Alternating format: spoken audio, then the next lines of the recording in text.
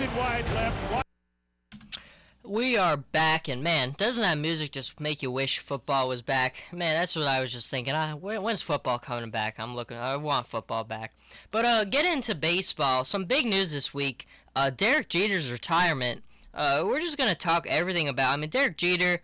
We gotta talk about it. Derek Jeter, I think it's a good time for him to retire. I like when guys retire when they can still play well. It's always sad to see when a guy goes out too late. I mean, and then you remember him more by how he went out than how his career actually did. I think a lot of guys just never retire the way. I mean, I think Michael Jordan is the perfect example. He did retire the right way retired twice actually after winning championships. You can't go out much better than winning championships, but then he had to come back for that little stint with the Wizards, and that's kind of more how we remember his retirement now by. So I think Derek Jeter, regardless of what the Yankees do this season, I think it's a good time for him. But the big thing is, how do we rank him? I mean, there's so many Yankee greats. You could write a book about just Yankee greats, probably more than any other team. And the way that I see it is, I think you got to put Ruth first. I mean, Babe Ruth, you got to put him first. This number 2 home run leader. Number 2, of course, we don't count the steroid guy, so he is number 2 in our book. So then you have Lou Gehrig. I think no question you got to put Ruth and Gehrig first. They're the 2 original guys who built the Yankees into what they are. So I think there's no question they're 1 and 2. Then I think DiMaggio, Mantle, I think you could switch them either way you want. DiMaggio was there first, so I put DiMaggio as the 3rd on mine. DiMaggio, I mean, obviously, you got to have him there somewhere. And then Mantle, I could see people arguing maybe putting Mantle. You could put any of these guys, truthfully, wherever you want. I mean, that shows how good the Yankees. I mean, it's a good thing to have. But for me, I have Ruth, Gehrig, DiMaggio, then Mantle, and I have Jeter right after that. And after those guys, I mean, you can't forget about guys like Yogi Berra and people, Whitey Ford, people like that, Mariano Rivera. So, but I mean, there's just so many Yankees. There's only so much room you could make. But I think definitely for me, I'm in top that way. Ruth, Gehrig, DiMaggio, Mantle, Jeter, top 5. That's the way I think it should go down. Derek Jeter, though, I mean, the thing that I look at, in an era where there's so many athletes who do something to stain their legacy, he's never been behind any trouble. And you always have the conspiracy theorist things, well, maybe there is, but the MLB just wouldn't let it leak out. And I remember listening to an interview with Colin Cowherd one time, and he was talking to a reporter. And a reporter said, "Look, I mean, we're looking for the dirt on this guy. We just can't find it."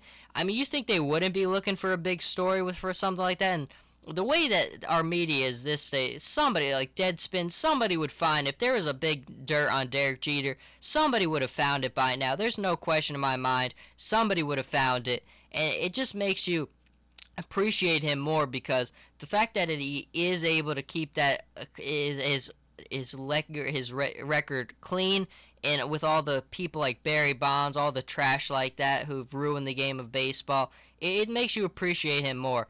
And I've heard a lot of people talking about the best shortstop ever. And, of course, Buster Olney, one of the guys on ESPN, he's like, Honus Wagner is the best of all time. Let's slow down a little bit on Honus Wagner. I mean, don't take anything away from him. Most impressive, probably the most expensive, valuable baseball card of all time. But he played in 1897 and 1917. Now, like I said, I don't want to take anything away from the true baseball players, but that's a long time ago. I mean, World War I was over in that era. World War I started in that era.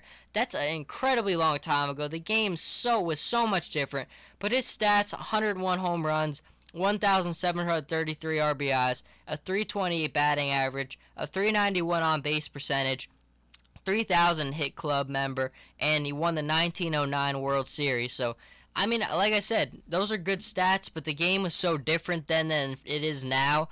It just makes, I don't know, I just don't look at that the same way as some other ones. Then you have Cal Ripken Jr. Obviously, Cal Ripken, the Iron Man, can't take anything away from him.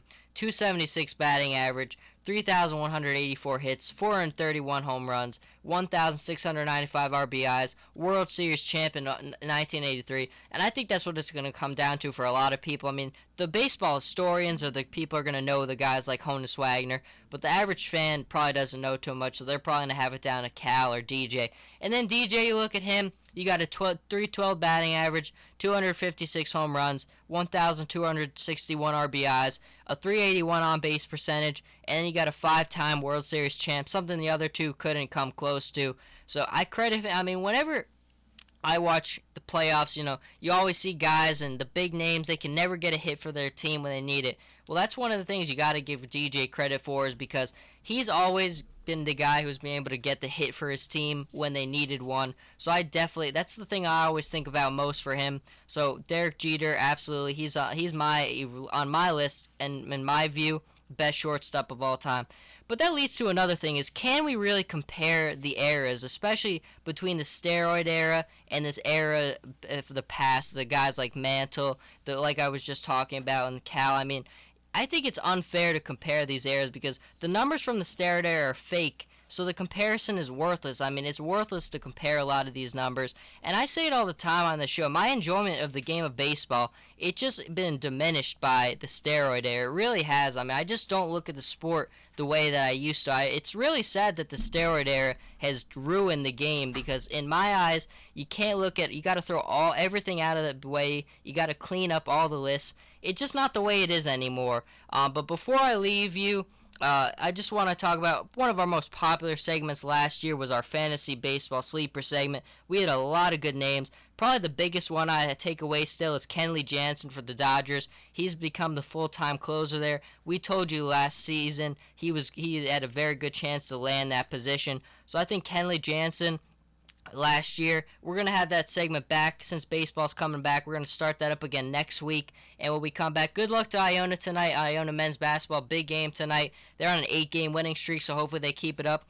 But I'm your host, Jersey Joe, and that's been the latest edition of the Sports Vault. We will be back next week, same time and same place. You're going to tell me 7 carries for 4 yards is helping the team? Yeah, it was actually helping the team. It did more than David Wilson did when